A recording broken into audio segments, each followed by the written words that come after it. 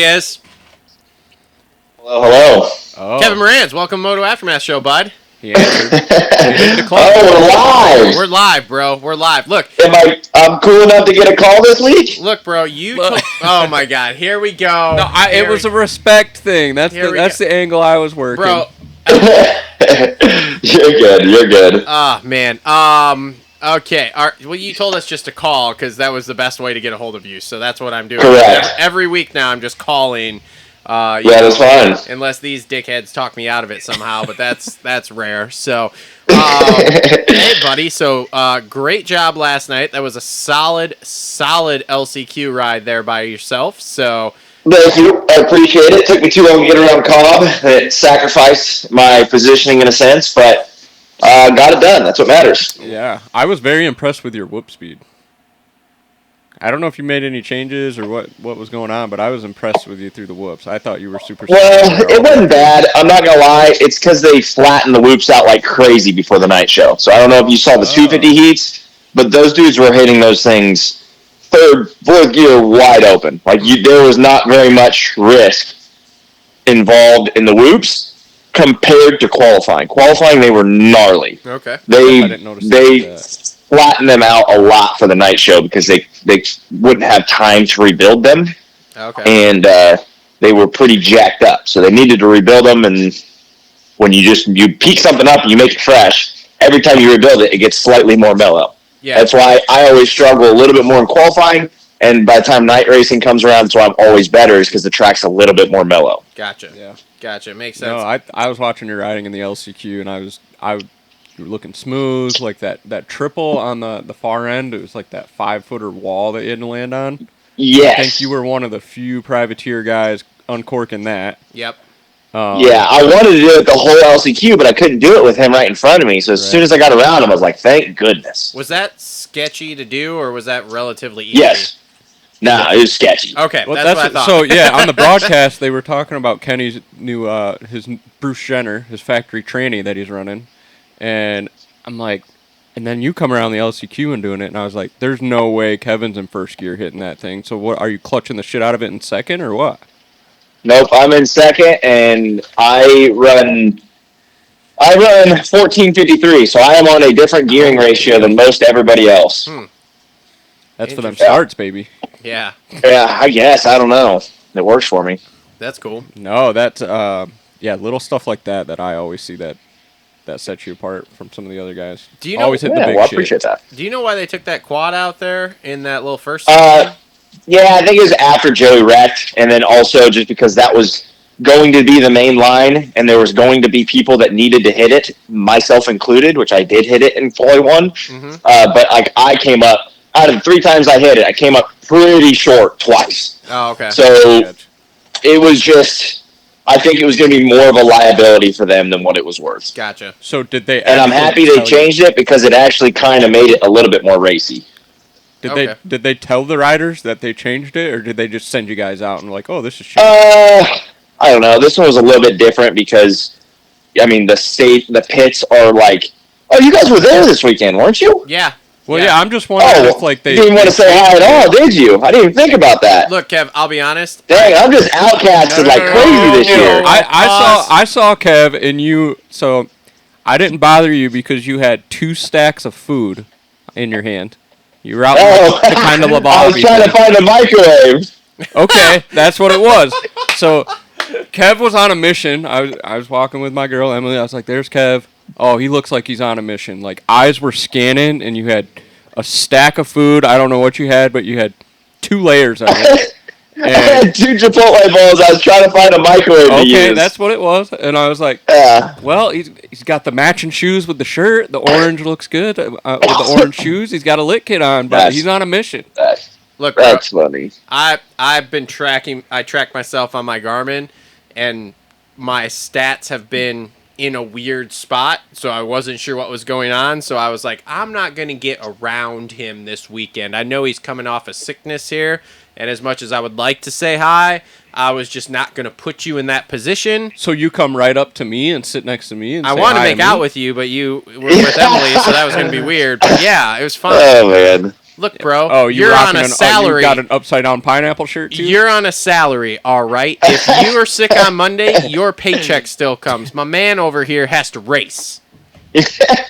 All right, I'll let you slide. So I'll let you slide. that is why, and you can confirm this with Ashley. We were looking at stats literally Friday night or Saturday morning, sitting there for quali 1 and stuff, and I'm like, dude, I don't know, man. Body battery's super low, stress is super high. Like, I don't know what's happening here. I'm not sure if I'm gonna get sick. Am I? And I'm just like, you know what?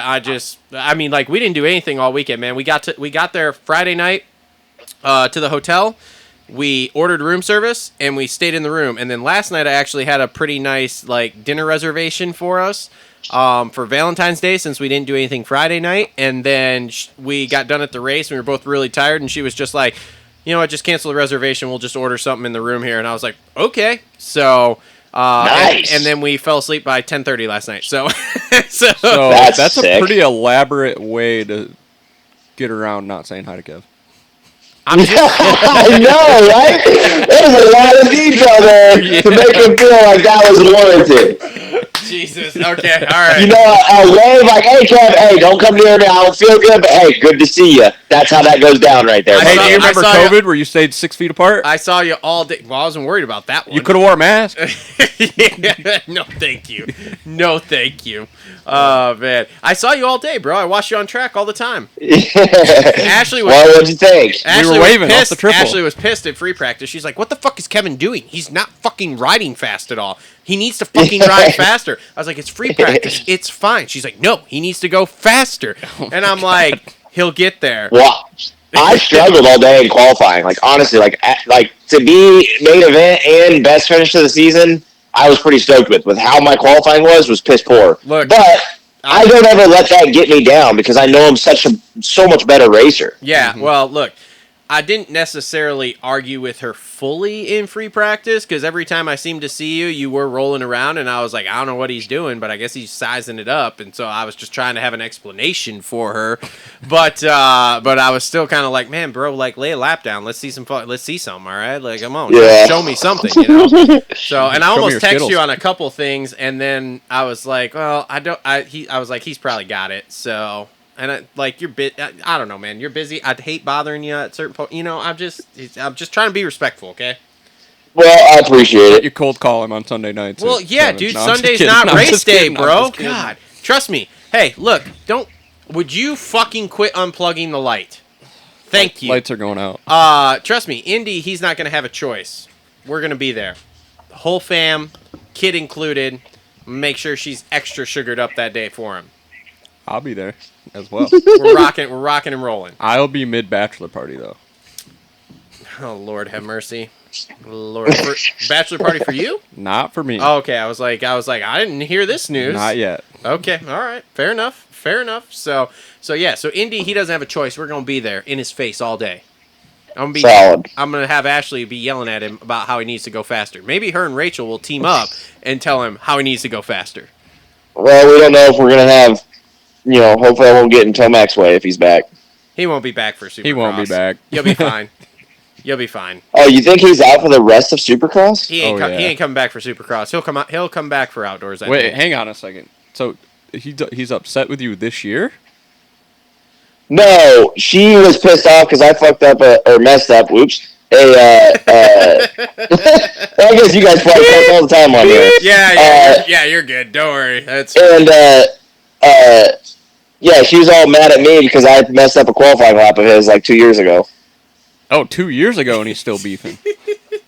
No, he's not. Tomac probably don't care, but Ash was mad at me. Oh. No, I'll never forget Detroit. I think it was 2 years ago. Webb pissed off at you, throwing his hands up. Pops out, and then he eats shit on the side of the track. Yeah, dude. We'll never forget that. That was funny. That was instant karma. Man. So, any run-ins with Starling this week? You want to talk? You want to talk some shit on him on this show because he was talking some shit on you. Yeah, he's talking shit on me, but I ain't gonna sit here and talk shit on him. He can say whatever he wants, dude. I'm not here to talk shit. I'm just here to race. Didn't I tell you that this weekend? Well, Big MX Radio, he was on there talking shit about Kev. Like, oh yeah, I looked over and saw him, and I knew that he's one of those guys that will pass you in the blue flag, which I'm like, I don't even think you guys were getting blue flags at that point, so I don't know what the fuck you're talking I about. guess Jason was right behind me, but I was so focused on him because obviously I'm racing him, so I was not looking behind me at that point. Sketchy shit, probably. Well, yeah, then he looks back, he checks up, and he hits Kev, Well, and Kev flips over the tough block. Well, no, Kev was over dramatic about flopping And off flopped the bike over. for the vlog. God, for the dude. vlog. Yeah, dude. I did bring that to his attention this week. I was like, that's ridiculous to even try to say. He's like, that was a joke. And I was like, all right. He always has a sweet talking his way out of some shit, and I feel like I'm reading it. Yeah, but I'm not. It is what it is. We're racing Supercross. Like, he checked up enough that I really didn't know what he's doing. I thought he was letting me around him. But then when obviously he looked over and then dropped the clutch into me, I was like, okay, that's how we're playing this. All right.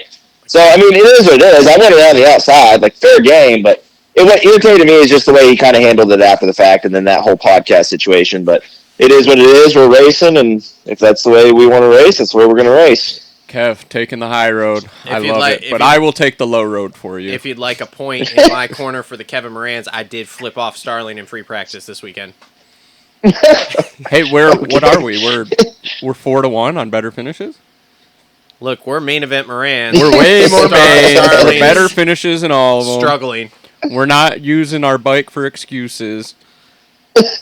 What bike? He's on a gas. He's so comfortable. It's like there was being something home. wrong with his bike this It's weekend, like if you being- didn't know. No, I didn't know. Yeah. Oh, man. Transmission issues? Has he got tranny issues? You I don't know if he was on a Kevin You Moranz guys can racing talk bike. shit on him without me here. I want to be part of If it. he was on the KMR KTM, he wouldn't have had issues. That's just all I'm Exactly. saying. Bingo. Don't worry, Kev. I'm going to clip this and put it after the... Bro, the drama that happens or people talking shit to each other in this industry is so funny to me. Have you seen or have you talked to Dirtworks, Alex at Dirtworks? Because... About what? About the Webb situation last week. Because Webb calling him out on the podium saying that whoever built the whoops was blind, and then Alex clips that, puts it in his vlog this week, and then it's him building the whoops in Tampa. I'm just like, this is epic. That's awesome, to be honest. And he literally is running down the whole thing of like how he's rebuilding these whoops before the main, and I'm like, this is the best thing ever. Throwing shots back at him. But, It's crazy, to be honest. As shitty as that whole situation was, I think it's probably better it went the way it was. It's probably a less headache on you. That's for sure. Yeah. So. Well, I didn't hear what you said. I said, as shitty as that situation was and all that kind of leaving you hanging, it's probably best that it went the way it was, so you don't have to deal with that kind of drama all season.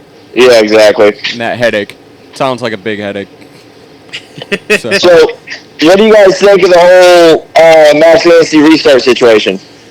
Okay, so I might be different. You go ahead. Okay, so I think it's BS, but apparently in 2024, and I just found this out today courtesy of the Weed Show, they rewrote the rule. So the old rule used to be if you were 90% done with the race, which this is the rule I remember. If you were 90% done with the race, it got red flagged, the race was just over.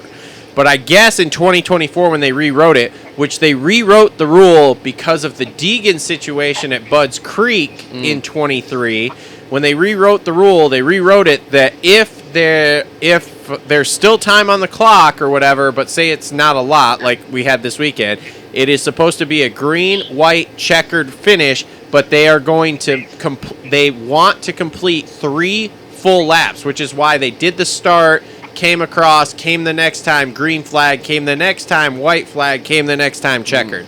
But I still think it's bullshit. Max Anstey won that race, hands down, and yeah, it's a clusterfuck. I think it's part of racing, man. That's the hand you were dealt in this race. I understand. If you watch a little bit of NASCAR, they have green, white checkers all the time. Yeah.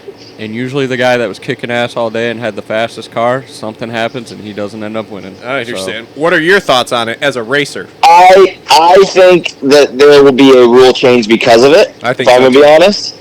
Because I think it's not. I don't think it's cool. Like if he had a 12, even he was let's say a 12-second lead. No, he was 7. He was 7 seconds. 7-second lead I know there's no good way to start them off single file and leave them with their gap. So like wave the green flag and then at the like have a clock up at top. And hey, you're going to leave at the 7-second mark. If you leave a little early, a little late, not the craziest big deal. But you're not going to be starting right behind him. Yeah. I know they're never going to do that, but I think they do need to. If it's 90% over, I think they need to bring that back. Whether they want to have it for outdoors, the time has to be fully out. But in Supercross, if it's 90% over, dude, call the race. That should have been Max's. I don't know how there's a good way to make a rule to make it work in his favor, but I just think that whole situation is not cool when it comes from the rule side of things. Yeah. Like, obviously, Levi capitalized on it. Max just got put in a bad position, and that track was really open in a sense where you could like dive bomb people, so it puts him in a tough situation because he can't just ride normally. Yep. But it is what it is. Like you said, it's a racing situation. It is like it's done. But I do think that something needs to change. I think that was the first thing I said last night when we left the stadium. I was talking to Ashley about it, and I was like, there will be a rule change by next year. Like, they'll put it back in. Whatever they change, and again, I'm not sure with the whole Deegan situation there, right? Because that was a big kerfuffle there at Budds Creek two years ago in 23, where he had like an 8-second lead, and then they lined him all back up at the gate, and then he gets taken out in the first corner and doesn't end up doing shit in that moto. So that's why they made that change of like, hey, now we're going to have this staggered restart. But what I don't understand is when we change all that, why do we change this rule that like if the race is 90% over, we don't just call it? Because most of the time, and most of these races, to be honest with you, when the race is 90% over, things are kind of set in like we saw last night. Like the amount of battles that come down to the last 5 minutes of a race or less, it's minimal. It's absolutely minimal. So, yeah, I'm with you. I think there will be a rule change where if we complete 90 or 95% of a race, or if it's in the final minute, let's say it's in the final minute. Yeah, I mean, they could have held it 7 seconds, and it would have been 2 to go, and it would have been over. Well, yeah, that's the other. Well, yeah. Another thing too is fucked up. Yeah. Another thing though too is like. There's no good way to do it besides literally hanging a big clock and telling the next person to go at whenever your gap time hits. Yeah. Right? But like, I don't think it's cool and when somebody works all main event to get even a 7-second gap that allows you to ride with comfort, and that just gets taken away because of the red flag type situation. Yeah. It was shitty, for sure. It's not great, but we'll see what they do here going forward. It was interesting to find out the rule change today because, like I said, that was the rule I had in my head was that... They put it on the broadcast last week when there's a red flag, the old rule. Did they really? Yeah, so that's why everybody was so confused and it was such a shitstorm because typical AMA, MX Sports, Feld fashion, nobody communicated to the TV guys. Yep. And they put the old rule up still. Yep. So yeah. All right. Well, Kev, if anybody wants to help you out, where can they go to donate, sponsor, whatever, or anything like that? What's the website you want them going to? KevinMoranz.com is pretty much where you can find all the information on our helmet wraps, bike branding, the VIP program that we have. If you want to bring you, your family, clients, anybody out to the races and show them a good time and get passes covered and kind of get, obviously, like a VIP experience out of the situation. Yep. And yeah, we're kind of going to probably keep doing these jersey giveaways on a weekly basis. So we got the YCF pit bike giveaway that we're going to give away to a lucky fan at the end of Supercross. And all you got to do to get entered for that is either join into the Moranz Mafia, and you'll get 2 times entries based off your monthly contribution there, or you can grab, simple as just like a $10 program donation on the website, and that gets you an entry. And then for the pit bike, at least, that'll be given away at the end of Supercross. And then kind of weekly, we're doing those where, if you get those, it enters you for that jersey that week as well. So then hopefully people will start grabbing them on kind of like a weekly basis. So they'll always be entered for jerseys. And then all those entries will just compound and give you a bunch of entries for the pit bike at the end of the season. Cool. Sweet. Well, thanks for picking up, buddy. We will we'll call you next week. Win, lose, or draw, we'll call you next week also. You miss 100% of the shots you don't take, I guess. Yeah, 100%, indeed. 100%. So, all right, buddy. We'll talk to you later. Thanks for picking up, man. All right. Thanks. Bye. Yeah, bye. Later. All right, Kevin Moranz, everybody. How about the broadcast? You watched the broadcast yet? So I've watched it, but I didn't listen to it because I was just laying there while she was watching something else. So, LCQ's lining up. Yeah. Ricky. Or I think Weege was like, "You got any bold predictions for the LCQ or something?" And Ricky just goes, "Moranz for the whole shot." And Weege is just like, "That's not really a bold prediction there, Ricky." Just want to thank you guys for watching this video. If you guys like this kind of content and you want to see the full show, it's linked right here. If you guys want to make sure that you never miss an update, you never miss a show, a live stream, a bike build, or anything that we're doing, make sure to hit that subscribe button there and make sure to turn on notifications with the bell. If you want to join our members area to help support the show, that's greatly appreciated too, and you can check us recording things live that other people in the general public don't get to see. Thank you guys for tuning in. We'll see y'all on the next one.